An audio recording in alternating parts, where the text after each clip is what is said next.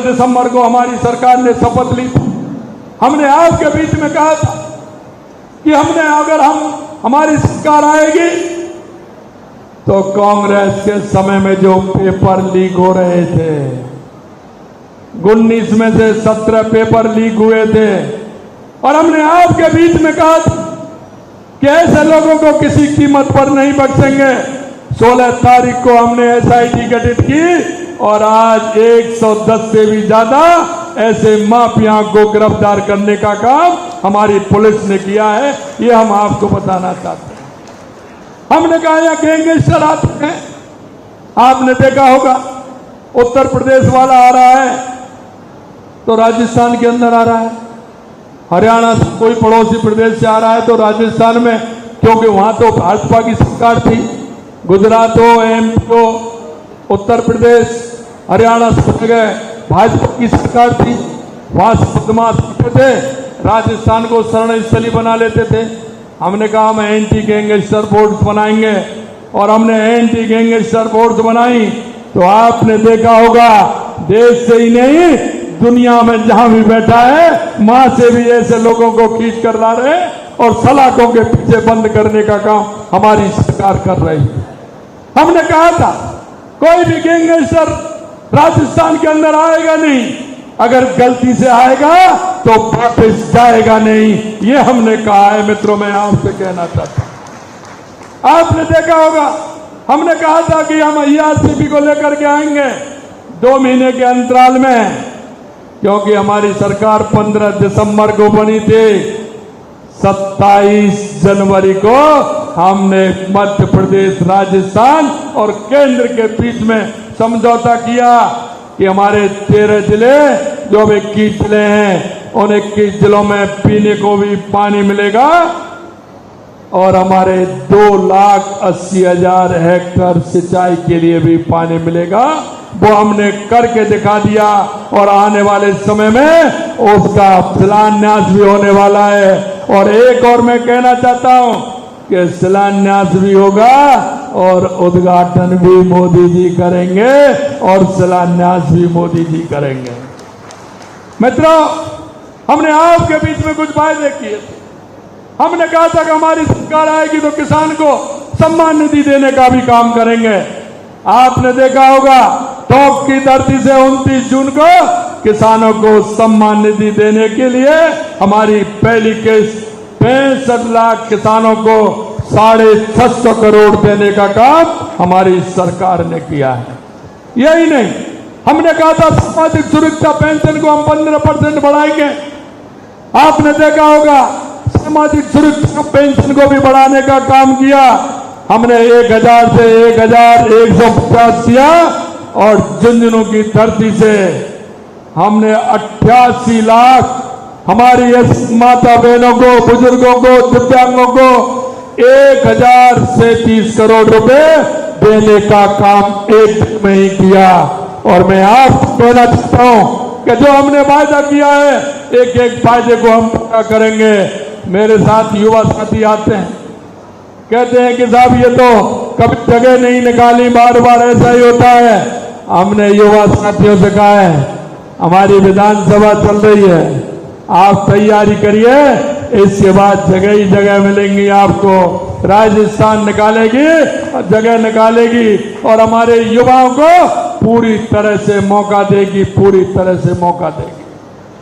हमने कहा, कांग्रेस के लोग बोले ये जगह इतनी आप कैसे कर सकते हैं? हमने कहा जिसकी दृढ़ इच्छा शक्ति होगी, जिसका करने का मन होगा वो करके दिखाएंगे। आप चिंता मत करिए। हमारे युवाओं को हमने कहा है, अब हमारे शत्रुघ्न जी कह रहे थे अभी तो आपको 6 महीने हुए मेरे भाई और बहनों, दिसंबर में हमारा बड़ा कार्यक्रम भी होने वाला है। हमने कहा है कि हमारे युवाओं को रोजगार से जोड़ने का भी काम करेंगे और सरकारी नौकरी देने का भी काम करेंगे। मित्रों, मैं आपसे इसलिए निवेदन करना चाहता हूं कि आप सभी लोगों ने देखा है हमारा कार्यकर्ता जो गांव में बैठा है, चाहे वो हमारा बूथ का अध्यक्ष, चाहे हमारे शक्ति केंद्र का संयोजक है, चाहे हमारे मंडल का पदाधिकारी है, मंडल का अध्यक्ष है या मोर्चों के कार्यकर्ता है, वो जनता के बीच में जाते हैं, जनता के बीच में बात रखते हैं। अगर वो भी आप कह करके आएंगे सार्वजनिक रूप से काम ऐसा होगा जो होने वाला होगा। हमारे प्रतिनिधि हैं, चाहे वो हमारे विधायक हैं, सांसद हैं, चाहे हमारे पंचायत समिति के सदस्य हैं, प्रधान हैं, कोई भी अगर वो कहेंगे तो हम जनता के बीच में रह करके उन कामों को करेंगे। क्योंकि भारतीय जनता पार्टी ये ऐसी पार्टी है जो जनता के लिए समर्पित भाव से काम करती है। और ये सरकार मोदी जी के नेतृत्व में हम अंतिम पंक्ति में जो व्यक्ति बैठा है, जिसको आवश्यकता है, हम उसके लिए काम करते हैं। पंडित दीनदयाल उपाध्याय जी कहते थे कि अंत्योदय के जो अंतिम व्यक्ति खड़ा है, जब वो खड़ा नहीं होगा मेरा देश या प्रदेश समृद्ध नहीं हो सकता। मैं आप लोगों से भी निवेदन करना चाहता हूं, क्योंकि हम भी इस प्रदेश के जागरूक नागरिक हैं।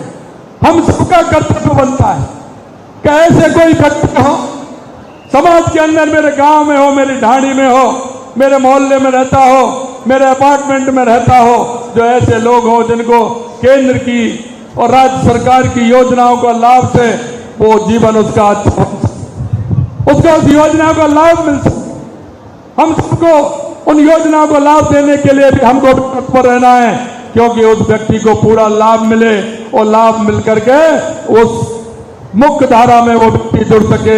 हमारा कोई दिव्यांग भाई भी हो सकता है, हमारी बूढ़ी माँ भी हो सकती है, मेरा पड़ोसी भी हो सकता है। उन योजनाओं को लाभ दिलाने का काम आप भी करें, ऐसा मेरा आप सभी से आग्रह है। मैं एक बात अंत में और कहना चाहता हूं, क्योंकि हमारी सरकार देश के यशस्वी प्रधानमंत्री नरेंद्र मोदी जी के नेतृत्व में हम सामाजिक सरोकार के काम भी करते हैं। आपने देखा होगा 2014 में जब हमारी सरकार बनी थी, देश के यशस्वी प्रधानमंत्री नरेंद्र मोदी जी ने स्वच्छता अभियान प्रारंभ किया था। गंदगी का जो आलम रहता था, उन्होंने सामने झाड़ू लेकर के लाल किले से प्रारंभ किया। और आप देख रहे हैं स्वच्छता के लिए आज कितना बदलाव हुआ है। आप अपने घर में, परिवार में, बच्चों को लेकर के सभी को देख रहे हैं जिस तरह का काम हुआ है। इसी तरह से आपने देखा होगा हमारा लिंग अनुपात में महिला और पुरुष में अंतर था। हरियाणा में उसकी संख्या सबसे कम थी, इसलिए माननीय यशस्वी प्रधानमंत्री जी ने बेटी पढ़ाओ और बेटी बचाओ का नारा हरियाणा से दिया था। और उस नारे से आज आप देख रहे हैं उसमें समानता आई है, समानता आई है। लिंग अनुपात कितना समानता आई है आप सभी ने देखा है। और अभी अभी हमारे देश के यशस्वी प्रधानमंत्री नरेंद्र मोदी जी ने पर्यावरण को लेकर के आह्वान किया है कि एक पेड़ मां के नाम। मैं आप सभी से यही कहना चाहता हूं, हम सबका दायित्व बनता है कि राजस्थान का पर्यावरण अच्छा रहे, मेरे जिले का पर्यावरण अच्छा रहे, मेरे गांव का पर्यावरण अच्छा रहे। हम सबको शपथ लेनी है, हम सबको जाना है और एक पेड़ मां के नाम लगाना है। ऐसा मैं आप सभी से निवेदन करना चाहता हूं। मित्रों, अंत में मैं इतना ही कहना चाहता हूं, आप सभी लोग अनुभव करते होंगे कि 2014 के बाद देश के अंदर जो परिवर्तन हुआ है, देश के अंदर जो बदलाव आया है, चाहे वो गरीब कल्याण की योजनाएं हो या विकास की योजनाएं हो या सीमाओं की सुरक्षा हो, देश में आतंकवाद और नक्सलवाद का खात्मा हो या दुनिया में बढ़ता हुआ भारत का गौरव हो, ये देश के यशस्वी प्रधानमंत्री जी के नेतृत्व में आपको देखने को मिला होगा।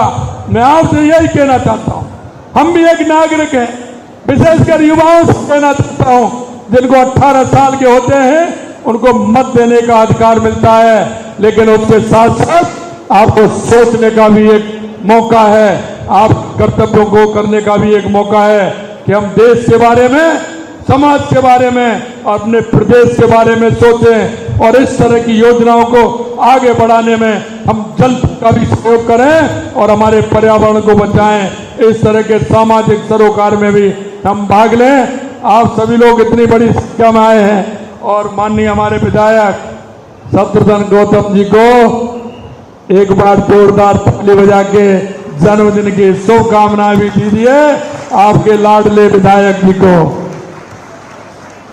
मैं धन्यवाद देना चाहता हूं शत्रुघ्न जी को कि जब भी मेरे पास आते तो कहते हैं मेरे से कि भाई साहब मैं मिलना चाहता हूं, काम कुछ नहीं है।